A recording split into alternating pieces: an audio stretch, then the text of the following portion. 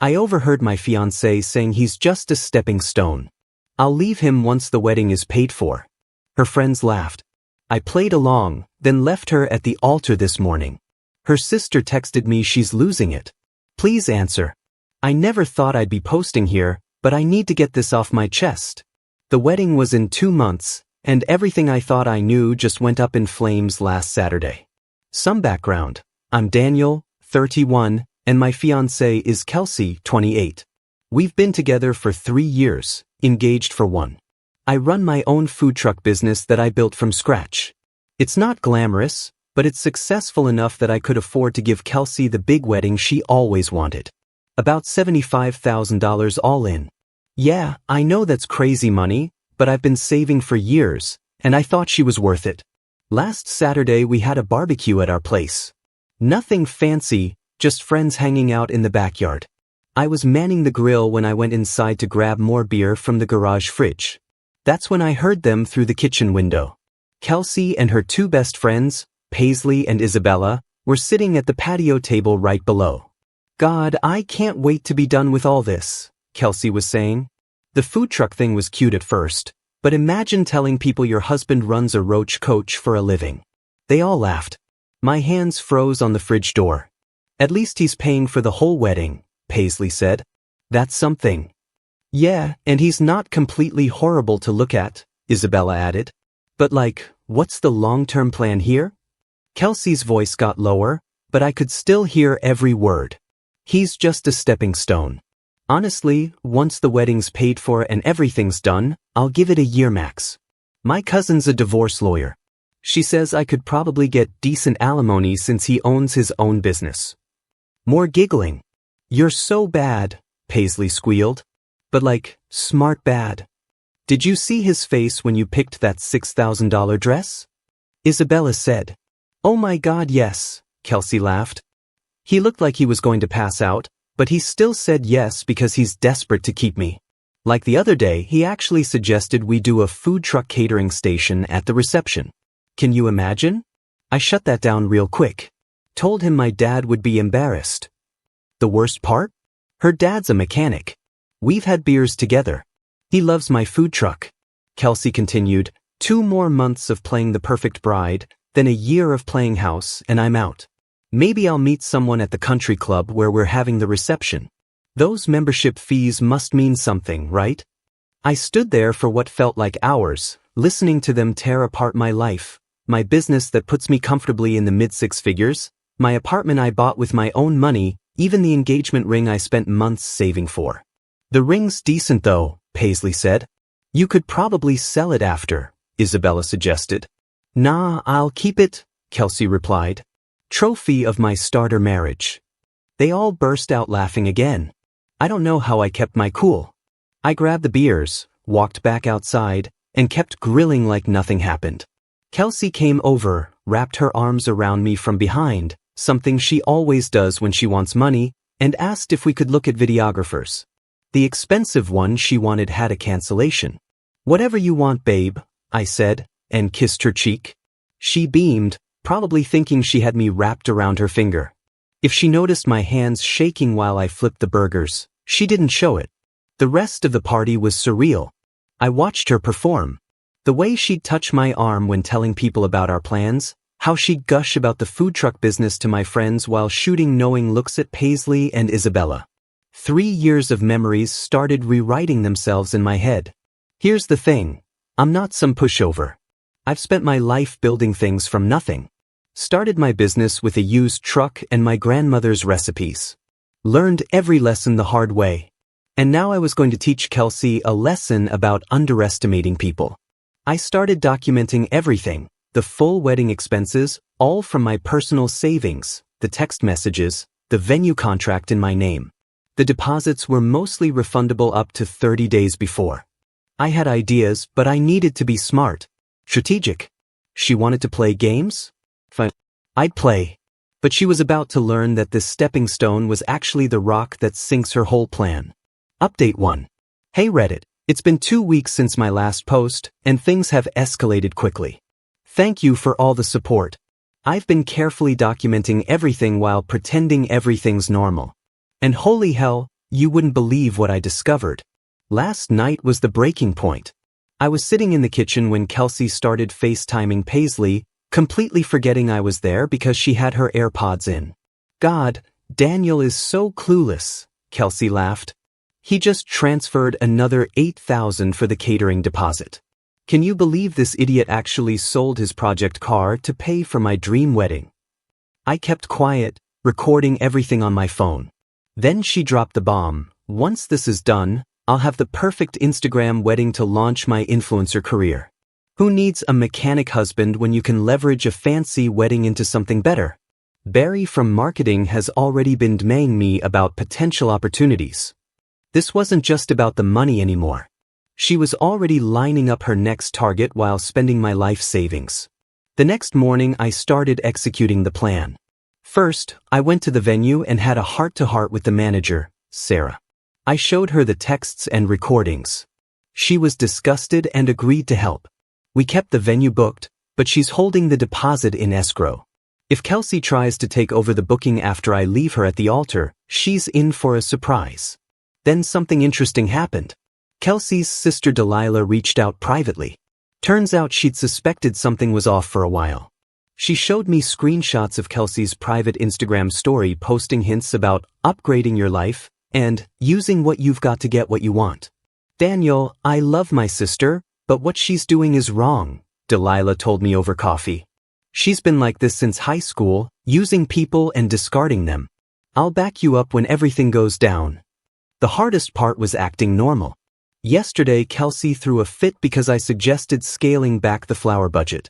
She screamed about how I was ruining her special day and stormed out to stay with Paisley. The old me would have apologized and given in.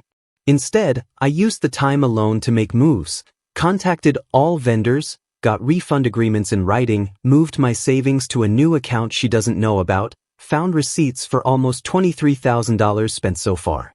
I also discovered she's been secretly filming wedding planning content for a future channel called Kelsey's Luxury Life, while telling me she wants a private, intimate ceremony. The real kicker? I found her diary hidden in her desk drawer. Things like, Daniel's so pathetically in love with me, he'll never see it coming, and his stupid car collection had to go anyway. Who wants to be married to a guy who spends weekends working on cars? She came home this morning acting like nothing happened, talking about cake tastings and tablecloth colors. I smiled and nodded, knowing that in 6 weeks she'll learn what it feels like to lose everything you've invested in. Some unexpected developments. Her friend Isabella reached out to warn me, too late, because Kelsey apparently has a history of this. Kelsey's been telling people I'm controlling because I wanted to see vendor contracts. She bought a backup dress with my credit card. I'm disputing it. I've got everything documented. Photos, videos, screenshots, receipts. The wedding's still on track as far as she knows, but I've got something special planned for the big day. No violence, no crazy scenes, just pure, calculated comeuppance. The best part? She's been pushing to add more expensive touches because it's just a few thousand more. Little does she know those contracts are now in her name. When I don't show up, she's on the hook for every penny. 6 more weeks of playing the eager groom. Then she'll learn what happens when you mistake kindness for weakness. Update 2. This morning was surreal. I woke up at 6 a.m., made coffee, and sent the mass text I'd prepared weeks ago. A simple video compilation of Kelsey's conversations with Paisley and Isabella discussing the stepping stone plan, followed by screenshots of their group chat joking about upgrading to richer guys. I sent it to both our families, the wedding party, and closest friends. Then I turned off my phone and went to the gym. By the time I got back around 9 a.m., all hell had broken loose. My backup phone, the one only Delilah knew about, was blowing up with live updates from the church. OMG bro, Kelsey's mom is screaming at her in the bridal suite, full-on banshee mode. She keeps yelling, "How could you be so stupid to get caught?" Not even mad about what Kelsey did, just that she got exposed. I sat on my couch, drank my protein shake, and watched it unfold. Kelsey first tried claiming the video was edited or taken out of context. That defense crumbled when Isabella, trying to save her own reputation, immediately threw Kelsey under the bus in the family group chat and confirmed everything. Kelsey had convinced her parents to put their credit cards down as backing for a bunch of non-refundable deposits, promising to pay them back with our wedding money. They're out almost $30,000. Around 10 a.m., Kelsey started calling from different numbers. I didn't answer, but the voicemails were epic. Baby, please, they don't understand our love. I was just joking with the girls. You can't do this to me. Do you know how much money my parents spent? I swear to God, Daniel, if you don't show up, I'll tell everyone you abused me. That last threat was particularly stupid. I'd been recording all our interactions for 2 months. My favorite message came from Paisley. You ruined her life. She had everything planned. She was going to get you to buy a house, then divorce you and get half in the settlement. Thanks for the confession, genius. 11 a.m., total chaos at the church. Half the guests left. Kelsey's dad having a meltdown about the credit card charges. Her mom still screaming at the wedding planner demanding refunds.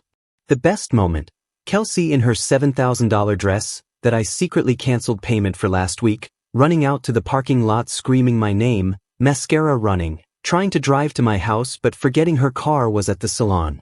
Had to watch her bridesmaids awkwardly pile that giant dress into an Uber. Delilah got it all on video.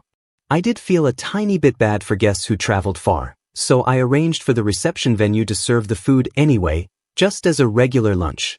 Most people went and apparently had a great time gossiping. The open bar helped. It's now 6 p.m.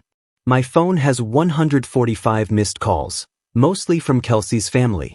Her sister keeps texting that Kelsey's totally breaking down and needs closure. I needed a faithful fiancé, not a gold digger planning to rob me blind. The only hiccup, Kelsey's cousin showed up at my house trying to act tough. I just replayed the video of Kelsey mocking his recent divorce on my doorbell camera. He left pretty quick. I know some people think leaving someone at the altar is cruel, but planning to exploit someone's love for financial gain, playing with their trust and future just to fund your lifestyle upgrade, that's cruel. At least I gave her the wedding day drama she clearly wanted, just not the kind she planned. Tomorrow I'm heading to my lake house for a week. Delilah's handling the family fallout, she's enjoying it way too much. I've blocked Kelsey everywhere but kept Delilah's number active, partly to stay informed, partly because watching Kelsey's perfect plan implode is oddly satisfying. Oh, and those wedding ring photos she posted all over Instagram? The diamond was cubic zirconia. I switched it months ago when I first overheard her plan. Hope she didn't try to get it appraised for resale. Tell dear, gold digger fiancé planned to use me for an expensive wedding and divorce settlement. I gathered evidence, exposed her to everyone, and left her at the altar. Now her family's drowning in debt, her friends abandoned her, and she's having a public meltdown. Don't play games with people's hearts. Final update. Thanks for all the support. It's been a week since I left Kelsey at the altar, and the fallout has been nuclear. Grab your popcorn. This is a long one. First off, my phone has been blowing up non-stop. Kelsey's sister keeps sending desperate texts. She's losing it, please just talk to her, and, you've destroyed her life, I hope you're happy. I'm happy.